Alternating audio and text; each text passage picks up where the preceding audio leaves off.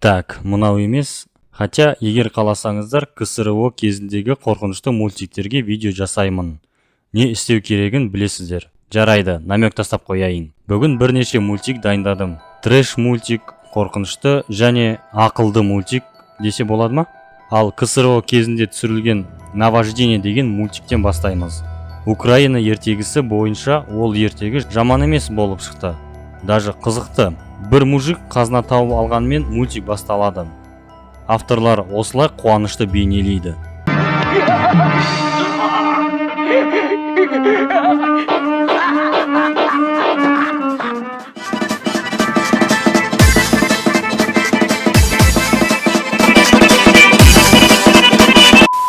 Бірақ қуаныш ұзаққа созылмады. Мужикке өз әйелі есіне түсіп кетеді. Және әйелі өсек тасығанды жақсы көреді екен. Сондықтан қазына жайлы адамдар бір секундта біліп қояды деген қауіп болады. Бірақ мужикке қызықты ой келеді.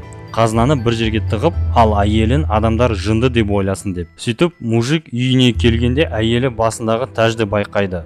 Сондықтан, так, сіздер оригинал дауысын естімедіңіздер. Ол просто кошмар. Пришел мужик домой, а жена говорит: муженек, ты что, кладно шел? Ал кейіпкерлер өздері сөйлегенде дауыстары ішіп алған адамдай. Байқағаным, совет мультиктеріндегі мультик диалогтары көбісі осындай болып келеді. Есіңізде болса, Его жена курица деген мультик. Осы жерде дәл сондай озвучка.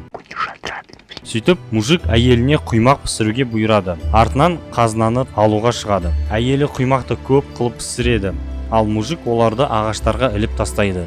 Неге?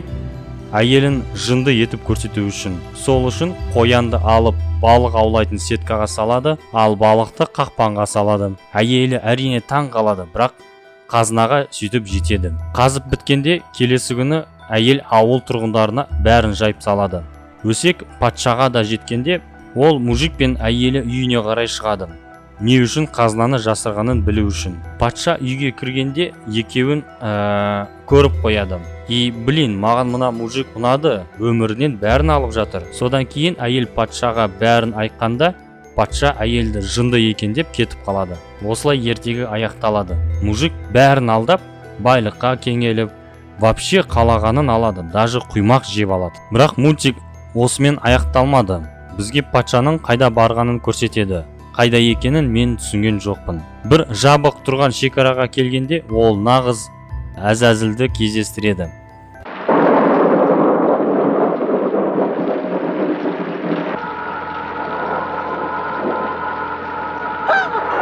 Кешіріңіздер, әрине, бір түрлі нәрсе көбейіп кетті, бірақ мынау пипец қой. Артынан Гогольдің сөзін көрсетеді. Мультикке еш қатысы жоқ. Блин, өте ақылды адамдарға арналған шығар. Алайда көп балалар осы мультикті көрді ғой. Ол депрессияны шақырғаннан басқа ештеңе әкелмейді. Сол балаларға жаным ашып кетті. Келесі мультик Пучи and Пенси деп аталады. Салынған сюжет өте қарапайым. Пучи and Пенси ол екі сүйкімді ит. Екеуі бір ғимаратқа барады. Аңыз бойынша ол жерде алтын тәж жасырылған. Әлгі тәж сияқты. Олар ғимараттың жанындағы үңгірге келеді. Және бір нәрсе жылтылдайды. Содан кейін скример. Сөйтіп бітті. Ал соңғы мультиктің аты жарайды. Сеніп қалдыңыздар ма? Негізі бірінші бөлім ғана аяқталды. Ол 7 бөлімнен тұрады. Екінші серия уже біртүрлі басталады. Басында бізді красавчик Барака қарсы алады. Бір секундтан кейін бір итте көзі жоқ болады. Көзі неге жоқ деген сұраққа біз жауап алмаймыз. Мультик қуып кетіп, бізге шынайы түсірімді көрсетеді. Осыны мультиктің авторы түсірген сияқты, және оны серия соңында көруге болады. Міне ол. Үшінші бөлім уже әлгі ғимаратта басталады. Алайда неге екені бір иттің көзі пайда болады.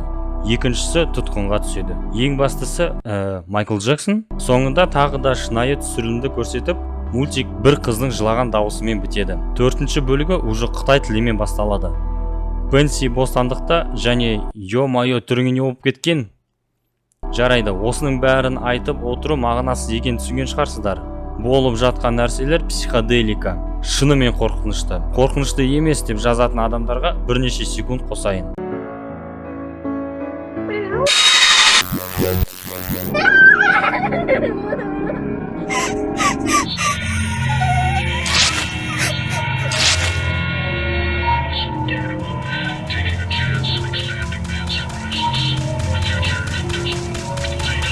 Так, осы жерде стоп. Мына логотипке қараңыздар. Жай ғана көрсетпеген. Негізі әр бөлім басында жазулар өзгеріп отырады. 6-шы серияда Генда Дедл деген сөз пайда болады. Осы сөзді YouTube-қа жазсақ, автор каналына көшеміз. Әлгі логотип та бар. Именно осы каналда автор көрермендерге сөзбен көмек беріп отырады. Қысқаша айтқанда, бұл мультик жай ғана веб ойын болып келді. Және ол баяғыда бітіп кеткен. Осы арнада әлем енді амандықта деген бейнеролик бар екен. Соңғы мультик өзінің мағынасымен қорқытады. Осы жерде жарысқа қатысатын иттің қорқынышы туралы айтылады. Оларды барзых иттері дейді. Жарыстың басында ит бұрынғы иттердің елестерін көреді. Сөйтіп, әрбір жеңілген итті не күтіп тұрғаны жайлы ойланады. Өйткені біреуі ғана жеңеді. Сол ит ақша тіккендерге ақша келеді. Қалған иттерді тірі қалдырса жақсы, және оларды қуып тастайды, өлтіреді немесе иттер төбелесіне жібереді. Ол жерде аман қалу 50-50. Өкінішке орай, бұл ойдан шығарылған нәрсе емес.